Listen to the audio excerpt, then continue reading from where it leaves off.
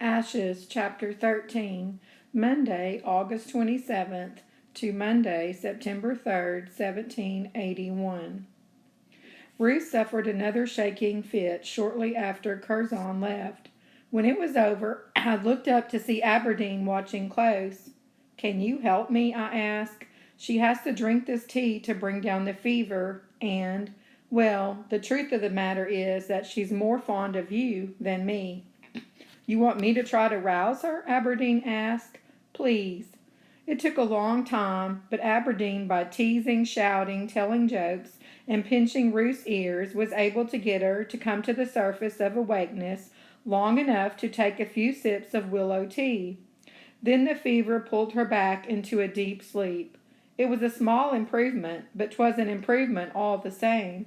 I settled Nancy Chicken close to Ruth's side, then followed Aberdeen out to the fire. "She looks worse," he said, his face creased with worry. "She drank some," I said. "That's a good sign. Thank you for your help and for your kindness with her." He grunted and poked at the small fire with a stick. "How do you know she won't die?" "Because I cannot allow myself to think this," I thought. "If she dies, she can no longer torment me," I said, trying to shove a false note of good cheer into my words. "She'll want to live for that reason alone." He did not smile. "The way she looks in there," he pointed at the hovel with his stick. "That's what she looked like when she first came to Riverbend." I sat on a log. "You were there?" "Ah, she came in a wagon from Charleston with a load of carpets from over the sea. Mrs. Seraphina tried to get her to eat something, but Ruth just laid herself in front of the hearth and stared into the flames. Hardly ate a bite. Wouldn't move from the spot. Folks said she'd soon be measured for her grave. Did Fina tell you any of this?" "We didn't have time for stories," I said. He took off his sling and slowly stretched his arm above his head, then to the side. "One day," he continued, "an old hound dog wandered in and lay down next to Ruth. She reached out and petted it. The dog stuck by her side after that. Then Ruth started to eat more, and she gained her strength. Mr. Walter saw that she liked critters, so he put her to work helping with the horses, cows, and everything else in the barn. Some folks said Ruth had hexing ways, but they were wrong. Ruth was just patient and part stubborn. She'd wait out a horse or a duck till it calmed. Then she'd be its friend." He rubbed his collarbone, nearly mended now, and then his shoulder. Soon he'd be able to make his own way in the world too. "She tried running away at first, though she'd never say where she was going or why. She'd just sneak off, cause all kinds of worry. That's why the old folks put the fear of ghosts in her, to keep her safe." Fina filled her head with scary stories about haunted woods and devilish ghosts. That stopped Ruth from running. He ended the story abruptly. The expression on his face helped me realize something I'd not seen before. "Are you sweet on her?" "No." He poked at the fire, sending sparks into the air. "Yes, maybe. She's always been my friend." Ever since. His voice trailed off to nothing. I picked up a willow branch, took out my knife, and started scraping the bark. "Ever since when?" He gave me a hard look. We had never talked like this, the two of us. Never talked about things that mattered. "It's just that I don't know her," I explained. "I don't know my own sister. I don't even know how often she has fits, or what makes her laugh. I can't tell if she remembers anything about me or about her life before Riverbend. I don't mean to pry into your business, but if you can help me understand her, that would be another kindness. Critters make her laugh, and silly songs." He started breaking bits of a dead branch into small sticks for the fire. "She doesn't have as many fits as she used to." He stopped and stared into the fire again, like he was seeing young Ruth there. Perhaps young Aberdeen, too. He stared so long, sat so silent, I was certain he had forgotten I was there. I wanted to keep him talking so I could hear the stories of the years I'd missed with Ruth. Were you born at Riverbend? I finally asked. He shook his head, stood up, and walked to the pile of dead branches and brush. Got sold to Riverbend the year afore Ruth showed up at hog butchering time. I was 8 years old. He brought his boot down hard as he pulled up on a branch, snapping it cleanly. So when butchering time came round again, I was in mighty low spirits. I missed my parents and my brothers something terrible. Ruth found me crying in the loft. She sat down next to me and patted my back, gave me a cloth for my nose. I told her my whole story about where I'd come from and who my family was. Things I hadn't told anybody because it just hurt too much to say there. His voice cracked and my heart went out to him. No wonder he was close to Ruth. They'd both been stolen away from everything they knew and loved. He cleared his throat with a sharp cough. It hurt me. It hurt too much to say their names, so I didn't talk much. Anyway, Ruth listened, sweet as could be. When I was done, I asked after her people. What did she say? I asked. That she didn't remember nothing. Did you believe her? No, he fed another branch to the fire. But I kept asking, different days, different questions. She always said she didn't remember a thing in her whole life before that mangy dog lay down next to her by the kitchen fire. I looked down at my hands, one clutching a willow twig, the other the knife, and was again enveloped in sorrow. Mayhaps she hit her head, I said quietly. Mayhaps it destroyed her memory. In that case, I guess she's lucky, Aberdeen said. She's got you here. You can tell her all the things she forgot. She won't even look at me, I said. She doesn't want to hear anything I have to say. Don't seem to me like she'd argue right now. He tossed the branches on the fire and brushed off his hands. Going fishing. I'll be back afore dark. I watched him disappear, then brewed up more willow tea and tried to get Ruth to drink it. She wouldn't wake, lost again in a place I could not reach. I rinsed her handkerchief and soaked it in the willow tea, then replaced the cold poultice on her foot with the warm one. She stirred a little but did not wake. Sweat had beaded on her brow, but I had no rag to wipe it. My shift had reached the end of its ability to offer up cloth. So I opened my sister's haversack, a treasure that she had closely guarded during our journey. Inside, I found the rough-hewn birds that Curzon had carved, a few pine cones. These would have made for great fire starters, but I did not filch them. Colorful pebbles and a small handful of buttons that had been fashioned out of seashell. The buttons had been wrapped in a handkerchief that held clumsy girl stitches. Ruth's first sewing, I guessed. At the bottom of the bag, wrapped in a pair of stockings that were too small to fit her, I found a soft doll made of scraps of faded cloth that smelled faintly of clove and nutmeg. I buried my face in it and pictured Mrs. Seraphina and Mr. Walter, filled with so much love that they could send Ruth away from them.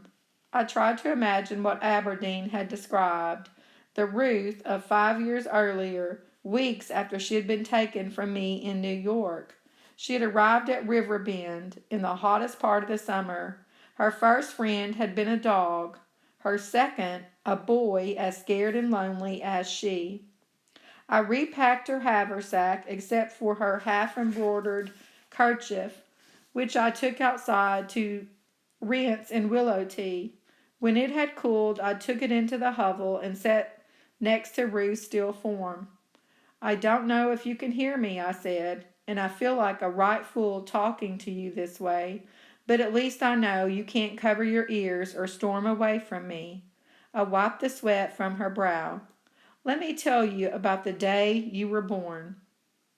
Every waking moment of the next 2 days and nights, I told Ruth her stories. I told her about the colors of the quilt that Mama had wrapped her in, and how happy Papa had been when Ruth smiled at him for the first time. I reminded her of all the animals she had known in Rhode Island and the taste of Mama's cooking. I tried to conjure the smells of the farm, the dirt after a spring rain, bluebells blooming in the July sun, ripe apples on a cold October breeze, and the smoke from the chimney as snow piled deep around the house. Some stories I told in order of when they happened. The day we buried Miss Mary Finch, followed by being sold to the Lochtons, followed by the dreadful trip aboard the ship from Newport to New York, followed by our first encounter with Curzon. I suffered an odd pain when I spoke his name and changed the course of that tale. Other stories grouped themselves together, like sorting peas from pebbles. Talking about our father led me to his stories about the country marks on his face, the scars he was given by his elders in a ceremony in the village over the sea where he had been born, how he had been kidnapped from his parents, his brothers and sisters, and all his friends. This spun itself into the telling of the few stories I knew of Mama's mother, also born over the sea. She was stolen from her home when she was full grown and taken from her husband and children there. I told Ruth how our mama carried Jesus in her heart always, and about the differences between our congregational church and the Catholics and the Quakers, and the little I knew about the folk called Jews and the folk called Muslims who prayed 5 times a day. Why some people born over the sea paid special respect to springs of clean water, and how they greeted the sun with reverence each morning. I'd run down one thread of the stories that I wanted her to remember, and then chase back up it so I could travel down another thread. Back to Mama, her songs, her kindness, her rules. Back to New York, the rooms of the Lochton house, the sunflowers that grew outside, and Becky Berry, who cooked there. Back to Rhode Island, how I tried to teach her the letters and numbers, how she'd fed chipmunks, how she'd woken before anyone every morning of her child days. I took short breaks to eat the tiny fish that Aberdeen caught in the stream, taking care to set aside the longest bones that could be used as pins.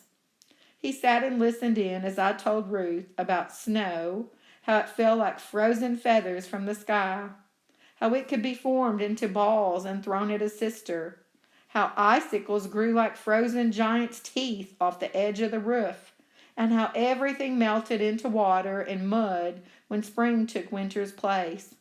Aberdeen did not believe me about the snow.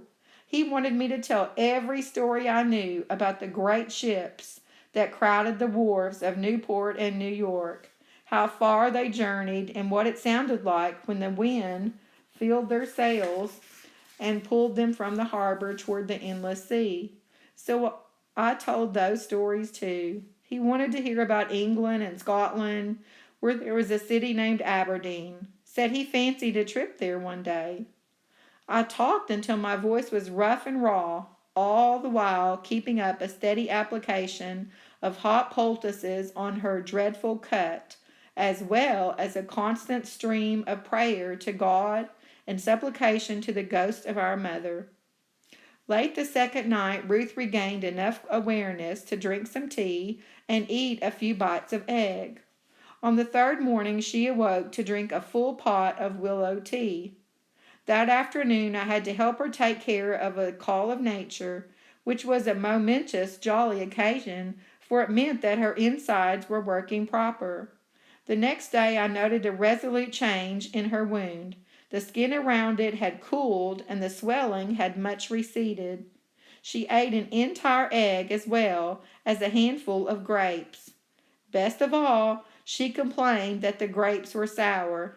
Aberdeen laughed out loud and said that if she was restored enough to be peevish, then she was well on her way. Once she was fully awake and returned to the land of the living, I stopped telling her stories. I had enjoyed the telling, but when Ruth regained her senses, she became wary of me again. The unsettled sensation betwixt us flared. Her eyes narrowed when I stepped close to her, as if she were a cat who had just spied a snake in the grass. She did not argue or turn away. She even conversated a bit, asking for water for Nancy Chicken or if there was anything left to eat.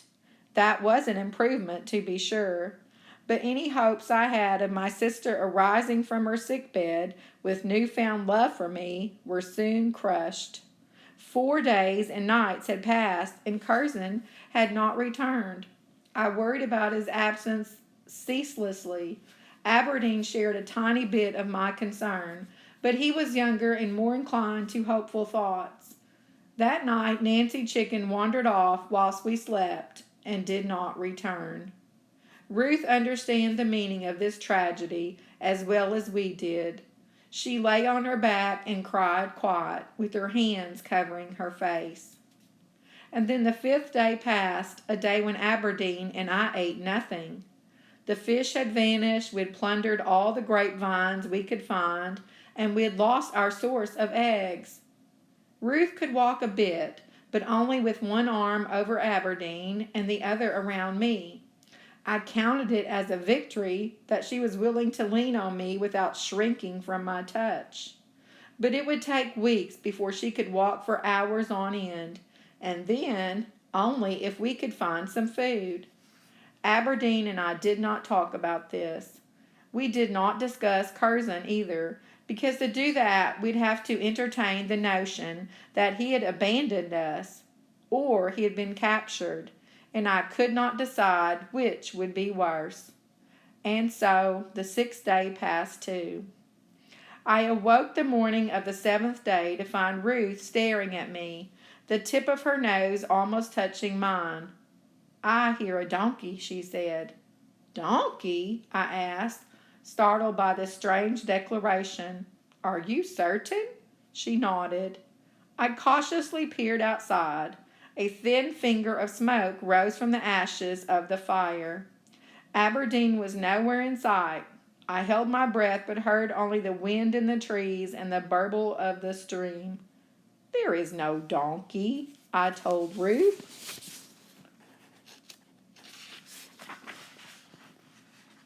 "Her fever broke on the 3rd day, and the cut is beginning to heal," I said.